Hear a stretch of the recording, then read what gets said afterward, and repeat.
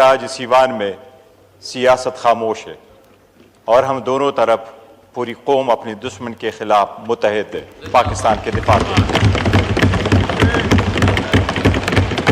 हमें इस बात पे फख्र है कि पाकिस्तान का दिफा मजबूत हाथों में है और पाकिस्तान इंडिया के हर एग्रेशन का मैसिवली और स्विफ्टली जवाब देगा। लास्ट नाइट, रात की अंधेरी में इंडिया ने जो सिविलियन और मसाजिद पे हमला किया है, इंशाअल्लाह वक्त ये साबित करेगा कि ये इंडिया की एक तारीखी गलती है। इंडिया के सेकुलरिज्म ख़त्म हो चुका है और इंडिया अपने हिंदुत्व बयानिए से पाकिस्तानी कौम को तकसीम नहीं कर सकता। हम यूनाइटेड है, पाकिस्तान हमारा रेड लाइन है और हम दिफा में खड़े हैं।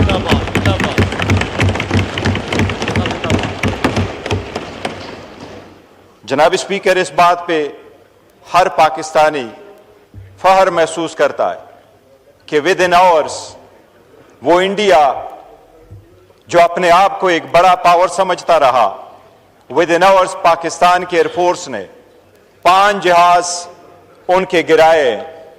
हम पूरे कौम को इस बात पे मुबारकबाद देते हैं। जनाब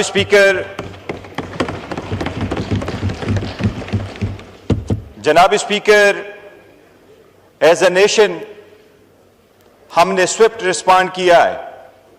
अगर इंडिया ने दोबारा भी इस किस्म की खमाकत की तो इंशाअल्लाह एक बार फिर मुंहतोड़ जवाब मिलेगा।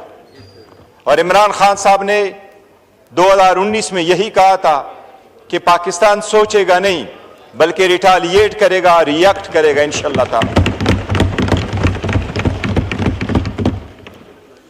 जनाब स्पीकर, एज अ कौम हमने अपने शुहदा पे अफसोस है।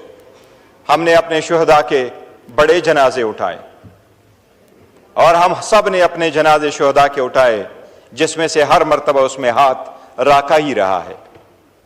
लेकिन पाकिस्तान ने हाथ इंसानियत ही का रखा है। इसलिए फुलगाम का वाकया हुआ है तो हम सब ने उसको कंडेम्ड किया है और उसके विक्टिम्स की फैमिली के साथ हमने दिल्ली हमदर्दी का इजहार किया है।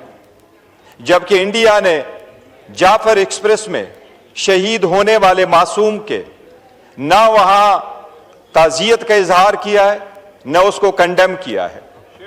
पाकिस्तान की ख्वाहिश ये हरगिज नहीं है, न कभी होगी कि एग्रेसर रहे, लेकिन पाकिस्तान अपना दिफा का हक रखता है और अल्हम्दुलिल्लाह पाकिस्तान अपने दिफा का भरपूर सलाहियत रखता है। इंशाअल्लाह ताला हर मौम के खिलाफ होगा। जनाब स्पीकर, 2 चीजों का मैं मुख्तसर जिक्र करूंगा, आल्दो सियासत की बातें नहीं करनी। लेकिन जनाब स्पीकर, ताली एक हाथ से नहीं बजती। जब हम बाकी के खिलाफ इकट्ठे हों और उनके खिलाफ हम ग्रुप बनाते हैं, आपस में अगर हम डिवाइड पैदा करेंगे तो बात आगे नहीं बढ़ती। आज हमने आपके साथ चेंबर में मुलाकात की है, मैं उसका तस्करा नहीं करूंगा। यही हमने तय किया था कि मजीद बातें नहीं होगी, लेकिन इतना जरूर मैं कहूंगा कि जितना हमें आइसोलेट किया गया, साइड पे किया गया, let's put an end to it. कौमी यहजहती की बात ऐसी है कि मैं इस कौम को रिमाइंड कराऊंगा, 1971 में जब पाकिस्तान और इंडिया की बात चली तो इंदिरा गांधी वाजपेयी के पास चली गई और उनसे वहां हेल्प मांगा। तो हेल्प में इंदिरा गांधी के जवाब में अपोजिशन के उस वक्त के वाजपेयी ने कहा, इंदिरा जी, सरकार आपका ही सही पर देश हमारा भी है। आज हमने सबूत दिया है पाकिस्तान हमारा भी है।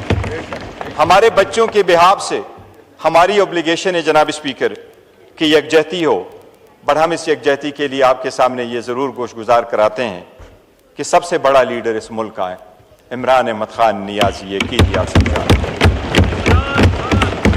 जनाब स्पीकर, मैं कहूंगा कि इख्तिलाफात बहुत बढ़ते उस हद पे नहीं जाने चाहिए कि वो दुश्मनी में जाए, और इख्तिलाफात ऐसे नहीं बढ़ने चाहिए किसी सूरत कि वो नफरत में बदले। कौमें जब एक दूसरे से अलग हो जाती है तो उनको इकट्ठे होने में बड़ा वक्त लगता है। ये हमारे बच्चों के बिहाफ से हमारी एक ऑब्लिगेशन है। शायद हम यहां नहीं होंगे, लेकिन इंशाअल्लाह ताला ये ईमान बरकरार रहेगा। इसके सिलसिले में हमने सारी बातें की हैं जनाब स्पीकर, कि उसकी रिहाई हो, बाकी असीरान की रिहाई हो, यह गैर ज़रूरी ट्रायल मजीद ख़त्म हो, ला के मुताबिक जो मुलाकातें हैं वो भी हो। लेकिन वज़ीर आज़म साहब ने जो बात की है कि बातचीत हो, मैं उस बातचीत के ऑफर को वेलकम करता हूं जनाब स्पीकर। पाकिस्तान तहरीक इंसाफ का मौके पर आया है, खान साहब ने बड़ा कैटेगोरिकली कहा है कि मैंने बातचीत के दरवाजे कभी बंद नहीं किए। जनाब स्पीकर, बावजूद इसकी कि वट जो अभी भी हमारा चार्जशीट था अगेंस्ट द गवर्नमेंट, हमने कहा था कि बात होने चाहिए। हमारा मौके भी यही है कि पॉलिटिकल इश्यूज का, मसाइल का एक सियासी हल भी ढूंढा जाए। जनाब स्पीकर, अगर आप इसमें कोई रोल प्ले करना चाहते हैं, जो आज उन्होंने ऑफर की है, हम उसको वेलकम करेंगे और इंशाअल्लाह ताला पार्टी खान साहब के हिदायत से जो डायरेक्शन हमें देंगी वो हम आपके आप इसको पहुंचाएंगे इंशाअल्लाह ताला।